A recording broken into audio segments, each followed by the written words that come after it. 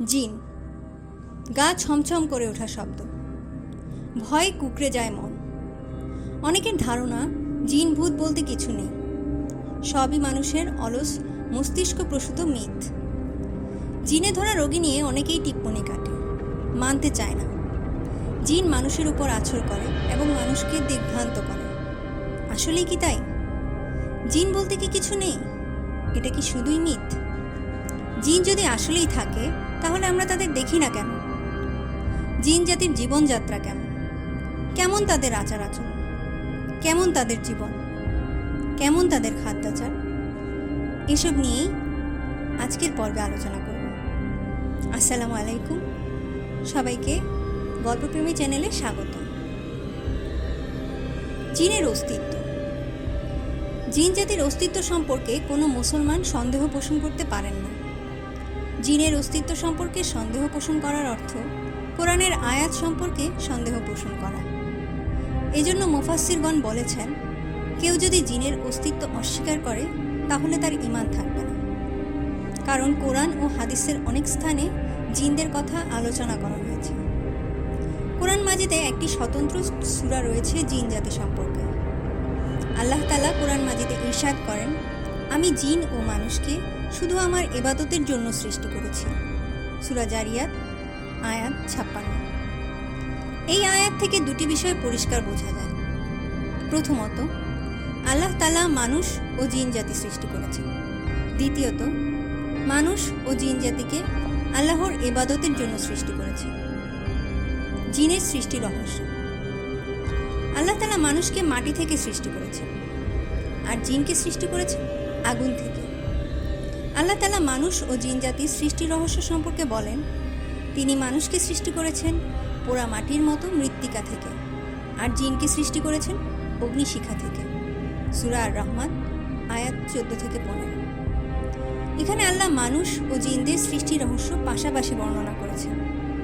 কাদামাটি রোদে শুকানোর পরে যে পোড়ামাটির রূপ নেয় তা থেকে আদমকে সৃষ্টি করেছেন আর জিন জাতিকে সৃষ্টি করেছেন ধোঁয়াবিহীন গাঢ় আগুনের লেলিহান শিখা থেকে। শয়তান জিন জাতিরই অংশ। জিনের জীবনাচার। জিন জাতির জীবনাচার কিছু ব্যবধান ব্যতীত অবিকল মানুষের জীবনযাত্রার মতো। মানুষ যেমন খায়, জিনেরাও খায়। মানুষ যেমন ইমানদার ও কাফের আছে, জিন জাতির মধ্যেও আছে ইমানদার ও কাফের। মানুষের মধ্যে যেমন নেককার ও বদকার আছে, জিনের মধ্যেও আছে। মানুষ যেমন বিয়ে করে, বংশ বিস্তার করে, জিন জাতিও বিয়ে করে, বংশ বিস্তার করে। মানুষের যেমন অনুভূতি শক্তি আছে, জিন জাতিরও আছে। মানুষ যেমন সমাজবদ্ধভাবে বসবাস করে, আছে সামাজিক আইন ও বিচার আচার, জিনেরও আছে সামাজিক আইন ও বিচার আচার। তবে মানুষের সঙ্গে জিনের কিছু পার্থক্য রয়েছে। মানুষের তুলনায় জিন দীর্ঘ জীবন লাভ করে।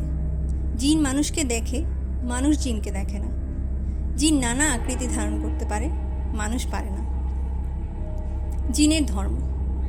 আল্লাহ তাআলা কোরআন মাজিদে নাজিল করেছেন মানুষ ও জিন জাতির জন্য। মানুষের জন্য যেমন কোরআন অনুযায়ী আমল করা জরুরি, জিনের জন্যও জরুরি। আল্লাহ ও নবীর প্রতি ঈমান রাখা মানুষের জন্য যেমন আবশ্যক, জিন জাতির জন্যও আবশ্যক। মহানবী সাল্লাল্লাহু আলাইহি ওয়াসাল্লাম তায়েফ থেকে ফেরার পথে জিনদের একটি দল নবীজির খেদমতে হাজির হয়ে ঈমান গ্রহণ করে। কোরআন মাজিদে সেই ঘটনার বিবরণ দিয়ে সূরা জিন অবতীর্ণ করা হয়।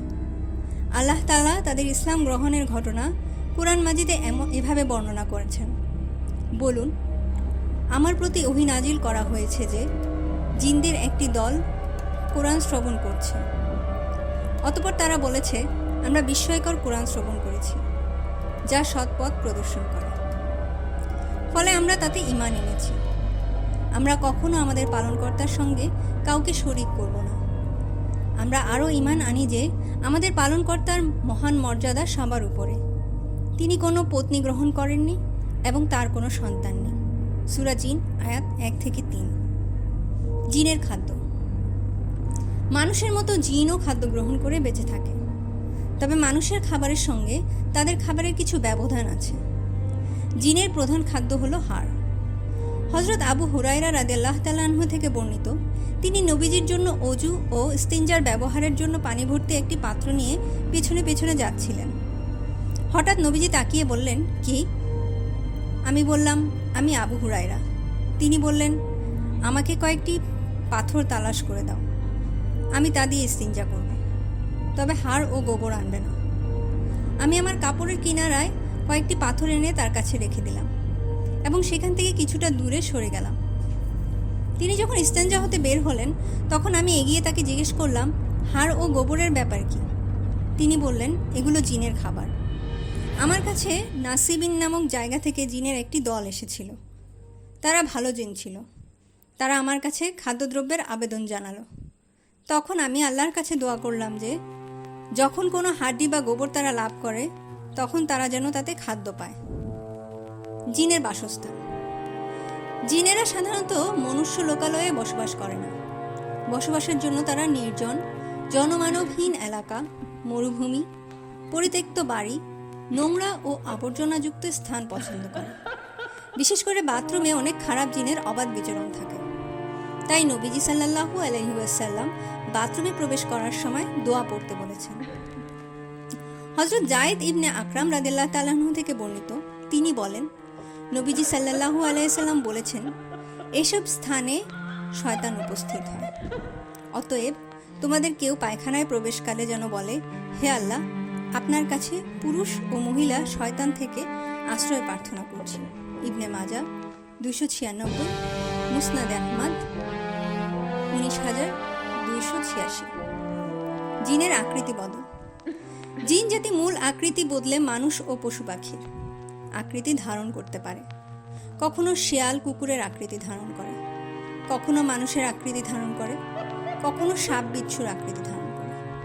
বেশ কিছু হাদিসে এমন ঘটনা বর্ণিত আছে। মক্কার নেতৃত্বস্থানীয় ব্যক্তি সুরাকা ইবনে জুসামের আকার ধারণ করে একজন জিন সাহাবী বদর যুদ্ধে অংশ নিয়েছিলেন। একটি দীর্ঘ হাদিসে হযরত আবু হুরায়রা রাদিয়াল্লাহু তাআলা আনহু থেকে এক দুষ্ট লোকের ঘটনা বর্ণিত আছে যে সে প্রতি রাতে জাকাতের মাল চুরি করতে আসতো। আবু হুরায়রা প্রতি রাতেই তাকে ধরে ফেলতেন, কিন্তু লোকটি বিভিন্ন অনুরোধ করে মাফ নিয়ে চলে যেত। পরের রাতে আবার চুরি করতে আসতো। পরপর 3 রাত সে মানুষটিকে ধরার পর রাসূলুল্লাহ সাল্লাল্লাহু আলাইহি ওয়াসাল্লাম আবু হুরায়রাকে জিজ্ঞেস করলেন, হে আবু হুরায়রা, তুমি কি জানো তুমি এই 3 দিন কার সঙ্গে কথা বলেছ? তিনি বললেন, না। নবীজি বললেন, এটা ছিল শয়তান। জিনের হাসর ও জান্নাত জাহান্নাম। জিন ও ঈমান আমলের বিষয়ে নির্দেশপ্রাপ্ত। সুতরাং হাসরের মাঠে মানুষের মতো জিনদেরও আমলের হিসাব নেওয়া হবে। ঈমানদার ও আমলদার জিনেরা জান্নাতে যাবে, কাফের ও বদকার জিনেরা জাহান্নামে লিপ্ত হবে। কুরআন মাজিদে আল্লাহ তাআলা বলেন, আমি ইচ্ছা করলে প্রত্যেককে সঠিক দিক নির্দেশনা দিতাম, কিন্তু আমার এই উক্তি অবধারিত সত্য যে আমি জিন ও মানব সবাইকে দিয়ে অবশ্যই জাহান্নাম পূর্ণ করব। সূরা সাজদা আয়াত 13। অন্য আয়াতে আল্লাহ তাআলা বলেন, হে জিন ও মানব সম্প্রদায়, তোমাদের কাছে কি তোমাদের মধ্য থেকে নবী সাল্লাল্লাহু আলাইহি সাল্লাম আগমন করেননি, যারা তোমাদেরকে আমার বিধানাবলী বর্ণনা করতেন এবং তোমাদেরকে আজকের এই দিনের সাক্ষাতের ভীতি প্রদর্শন করতেন? তারা বলবে, আমরা স্বীয় গুনাহ স্বীকার করে নিলাম। পার্থিব জীবন তাদেরকে প্রতারিত করেছে। তারা নিজেদের বিরুদ্ধে স্বীকার করে নিয়েছে তারা কাফের ছিল। সূরা আনআম আয়াত 130। এবার জানব সূরা জিনের সার কথা। সূরা জিন পবিত্র কোরআনের ৭২তম সূরা। এটি মক্কায় অবতীর্ণ। এর 2 রুকু 28 আয়াত। মুহাম্মদ সাল্লাল্লাহু আলাইহি ওয়াসাল্লামের সামনে উপস্থিত একদল জিন পবিত্র কোরআন শুনে ইসলাম ধর্ম গ্রহণ করে। সূরাটিতে জিন জাতি সম্পর্কে বিস্তারিত আলোচনা করা হয়েছে। এই সূরার কেন্দ্রীয় বিষয় এই বার্তা দেওয়া যে মানুষের মতো জিনেরাও শরীয়ত পালনে শামিল হয়েছে। এই সূরায় বলা হয়েছে, জিনেরা মানুষের মতোই বিভিন্ন বিধান পালনের জন্য নির্দেশপ্রাপ্ত। তাদের মধ্যে বিশ্বাসী, অবিশ্বাসী, সৎ, অসৎ সবই আছে। জিনদের একটি দল কোরআন শুনেছে এবং এর ফলে প্রভাবিত হয়েছে। রাসূল সাল্লাল্লাহু আলাইহি ওয়াসাল্লামের নবুয়ত পাওয়ার পর জিনেরা বিশ্বজগতের ব্যবস্থায় কিছু পরিবর্তন লক্ষ্য করে। একসময় তারা আসমান পর্যন্ত যেতে পারত, কোনো বাধা দেওয়া হতো না। অথচ তারা দেখতে পেল আসমানে যাওয়ার চেষ্টা করলে উল্কাপিণ্ড দিয়ে তাদের পশ্চাৎধাবন করা হয়। জিনেরা এ পরিবর্তনের কারণ জানতে কৌতূহলী হয়ে ওঠে। এর রহস্য উদ্ঘাটনের জন্য তাদের একটি দল বিশ্ব পরিভ্রমণে বের হয়। একদিন রাসূল সাল্লাল্লাহু আলাইহি সাল্লাম কিছু সাহাবীর সঙ্গে তায়েফের পথে উকাজ বাজারে যান। নাখলা নামে একটি স্থানে তিনি ফজর নামাজ আদায় করছিলেন। জিনদের সেই দলটি তখন সে পথ দিয়ে যাচ্ছিল। কোরআন শুনে তারা বিশ্ব ব্যবস্থার পরিবর্তনের রহস্য উদ্ঘাটন করতে পারল। তাদের অন্তর নরম হয়ে গেল। কোরআনের সত্যতার সামনে তারা মাথা ঝুঁকিয়ে দিল। আয়াত 1 থেকে 2। তারা কেবল নিজেরাই ঈমান আনেনি, ফিরে গিয়ে নিজেদের সম্প্রদায়ের সদস্যদের ঈমানের দাওয়াত দিয়েছে। তাদের সামনে আল্লাহর বর্ণনা দিয়েছে। তারা এই কথাও স্বীকার করেছেন যে তারা সবাই একই বিশ্বাস পালন করে না। কেউ বিশ্বাসী, আবার কেউ অবিশ্বাসী। কেউ জান্নাতি, কেউ জাহান্নামী। আয়াত 14 থেকে 17। জিনদের প্রসঙ্গে এ সূরায় বলা হয়েছে যে রাসূল সাল্লাল্লাহু আলাইহি ওয়াসাল্লাম আল্লাহর হুকুম মোতাবেক মানুষকে ঈমান ও তাওহীদের দাওয়াত দিয়েছেন। কোরআনের প্রতি জিনদের ঈমান আনা, রাসূলুল্লাহ সাল্লাল্লাহু আলাইহি ওয়াসাল্লামের নবুয়ত লাভ করার পর জিনদের অবস্থা। সব মসজিদ আল্লাহ ছাড়া কেউ অদৃশ্যের জ্ঞান রাখেন না, আর কিয়ামতের সময়ও আল্লাহ ছাড়া কেউ জানেন না। ইসলামের দাওয়াত সবার জন্য, পৃথিবীর প্রতিটি জাতির জন্য, মানুষ জাতির জন্য যেমন জিন জাতির জন্য। আয়াত 1 থেকে 5। জিনের সাহায্য গ্রহণ করা অনেক বড় বড় ক্ষতির কারণ। আয়াত 6। আল্লাহ রাব্বুল আলামিনের ব্যাপারে কথা বলার সময় আদব ও শিষ্টাচারের দিকে পূর্ণ খেয়াল রাখা ফরজ। আয়াত 10। আল্লাহ ইরশাদ করেন, আর মসজিদগুলো আল্লাহর জন্যই, সুতরাং তোমরা আল্লাহর সঙ্গে কাউকে ডেকো না।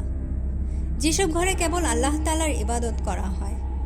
আল্লাহ ইরশাদ করেন, বলো, আমি প্রত্যাদেশের মাধ্যমে জেনেছি যে জিনদের একটি দল কোরআন শুনেছে এবং তাদের সম্প্রদায়ের কাছে গিয়ে বলেছে, আমরা তো এক বিস্ময়কর কোরআন শুনেছি যা সঠিক পথ নির্দেশ দেয়, তাই আমরা এতে বিশ্বাস করেছি। আমরা কখনো আমাদের প্রতিপালকের সঙ্গে কাউকে শরীক করব না। আয়াত 1 থেকে 2। রাসূলুল্লাহ সাল্লাল্লাহু আলাইহি ওয়াসাল্লামকে মানব জাতির জন্য যেমন জিন জাতির জন্যও তেমনি রসুল হিসেবে পাঠানো হয়েছে। কুরাইশরা যেন জেনে নেয় জিনরা অধ্যত ও অবাধ্য হওয়া সত্ত্বেও যখন কোরআন শুনেছে তারা রাসূলুল্লাহ সাল্লাল্লাহু আলাইহি ওয়াসাল্লামের প্রতি ঈমান এনেছে। ইসলামী শরিয়া কেবল মানুষের জন্য নয়, জিনরা আমাদের কথা শুনে, আমাদের ভাষা বুঝতে পারে, তাই জিনদের জন্য। জিনরাও স্বজাতিকে দ্বীনের পথে আহ্বান করে। সবাইকে অসংখ্য ধন্যবাদ। এরকম আরও গল্প পেতে আমাদের চ্যানেলটি এখনই সাবস্ক্রাইব করুন এবং পাশে থাকা বেল আইকনটি ক্লিক করে রাখুন। আর আমাদের গল্প ভালো লাগলে একটি লাইক দিয়ে যাবেন। আপনাদের মতামত কমেন্টসের মাধ্যমে জানাবেন এবং শেয়ার করে দিবেন আমাদের ভিডিওটি। আসসালামু আলাইকুম।